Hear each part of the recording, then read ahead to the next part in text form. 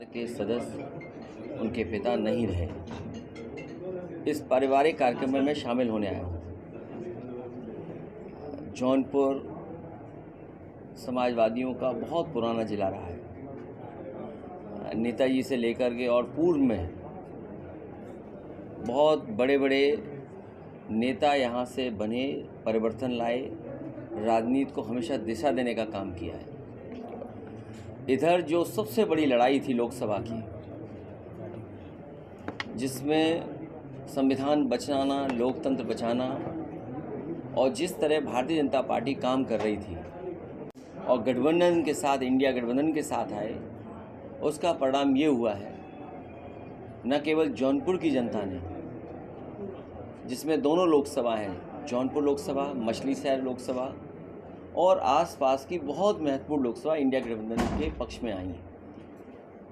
India गठबंधन Samajwadi party, वो Samajwadi party का एक एक कार्यकर्ता, नेता, जिसने अपनी लड़ाई समझी, संविधान की बचाने की अपनी लड़ाई, बाबा साहब भीमराव अम्बेडकर जी का जो रास्ता था, डॉक्टर राम मनोहर लोहिया का, नेताजी का, तो जो निवेश करने वाले लोग हैं अपना पैसा निकाल लें, उसका परिणाम ये है कि सेंसेस लगातार नीचे जा रहा है। महंगाई पे ये जवाब नहीं देना चाहते हैं। बेरोजगारी इतने बड़े पैमाने पे फैल गई, समाजवादी पार्टी के पक्ष में आई। मैं एक एक मतदाता का धन्यवाद देता हूँ। पार्टी के संगठन के जितने भी हमारे कार्यकर्ता बूथ स्तर पे थे, गांव स्तर पे थे, संगठन के लोगों का मैं बहुत धन्यवाद देता हूं कि उन्होंने समाजवादी पार्टी की इस लड़ाई में पूरी जिम्मेदारी के साथ मदद की है। और उसका परिणाम ये है कि अब दिल्ली की सरकार वो फैसले नहीं ले पा रही जो वो लेना चाहती थी। लेकिन उसके बावजूद भी आप और हम देख रहे हैं कि जब हर सवाल पर सरकार नाकाम हो गई है, आप उनसे महंगाई पर चर्चा करें, जब हम और आप आज यहाँ बातचीत कर रहे हैं, डीजल पेट्रोल की कीमतें बढ़ी हैं, ये अलग बात है। कुछ लोगों को लाभ पहुंचाने के लिए सरकार हर फैसला ले रही है। अभी मुद्रा योजना का 10 साल पूरे हुए हैं। आप खुद सोचिए, अगर 52 करोड़ लोगों को इन्होंने मुद्रा योजनाओं से जोड़ा है और ये बात उन्होंने सरकार में कही थी कि हर व्यक्ति को नौकरी मिलेगी इस मुद्रा योजना के माध्यम से, जो कारोबारियों की मदद की।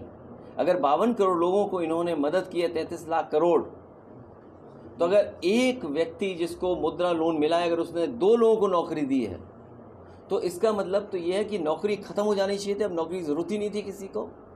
ये तो उन्हीं की बात मैं कह रहा हूँ जो आपसे मैं आज शेयर कर रहा हूँ। और फिर जीरो पॉवर्टी कर देंगे। हमारे मुख्यमंत्री जी कुछ जानते नहीं हैं। अगर उन्हें वीवो का मोबाइल दे दो तो कहो वो भी ना चला पाए, आईफोन दे दो तो कहो दीवार पे मार दें। क्या कह रहे हैं कि 3 साल में हम गरीबी दूर कर देंगे, जीरो पॉवर्टी कर देंगे। ये किस बात का नारा है? और फिर zero tolerance law and order के लिए सुप्रीम कोर्ट क्या कह रहा है?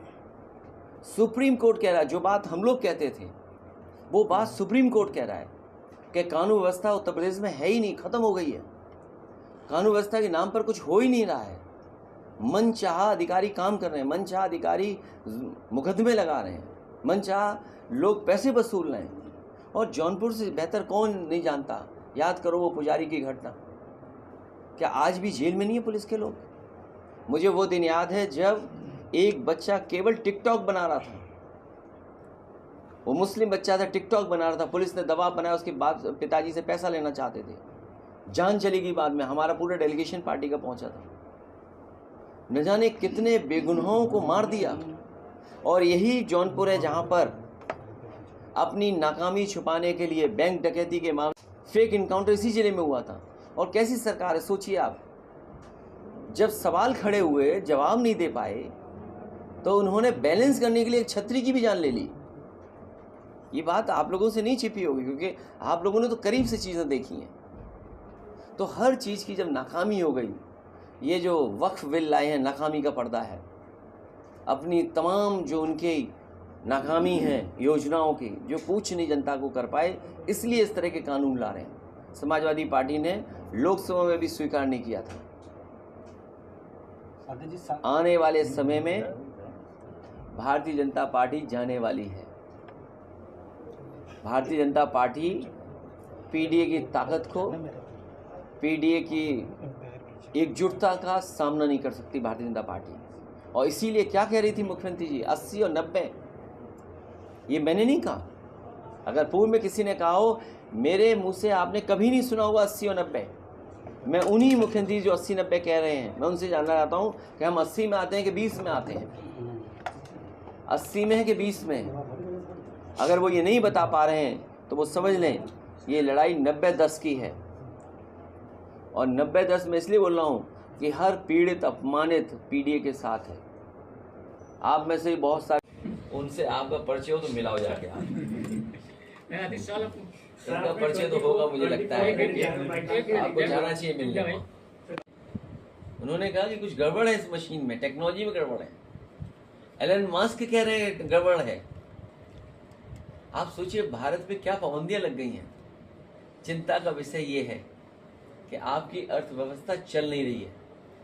आप सब दूसरे देशों से ले रहे हैं कारोबार, वो बाजार हमारा खा जा रहे हैं। कम से कम भारतीय जनता पार्टी को अमेरिका से सीखना चाहिए और इन्हें भी पाबंदी चीन पे लगा देनी चाहिए। रेखा को का काम होना है। अध्यक्ष जी, मुख्यमंत्री जी कह रहे हैं पुलिस को पकड़ रही है। कभी बसपा में रहे दद्दू प्रसाद अब आपके साथ आगे जो वाराणसी में हो रही हैं दुखद है। और अगर संख्या और नंबर्स हम देखें, अगर देश में सबसे ज़्यादा असुरक्षित महिलाएं कहीं हैं तो उत्तर प्रदेश में। पुलिस का कहना है कि अब नए तरह के माफिया पैदा हो रहे हैं, हो जाएगा। पुलिस की क्यों मानते हो? पुलिस खुद ही माफिया का काम कर रही है। आपको नहीं पता क्या? आपको पता होगा घटना बरेली की, पुलिस ढूंढ रही पुलिस को, पुलिस अपहरण कर रही है। हमसे जुड़े रहने के लिए हमारे YouTube चैनल को सब्सक्राइब करें और नई वीडियो की नोटिफिकेशन के लिए बेल आइकॉन को दबाएं। अगर आप ये वीडियो Facebook पर देख रहे हैं तो लाइक जरूर करें और ज्यादा से ज्यादा शेयर करें। धन्यवाद।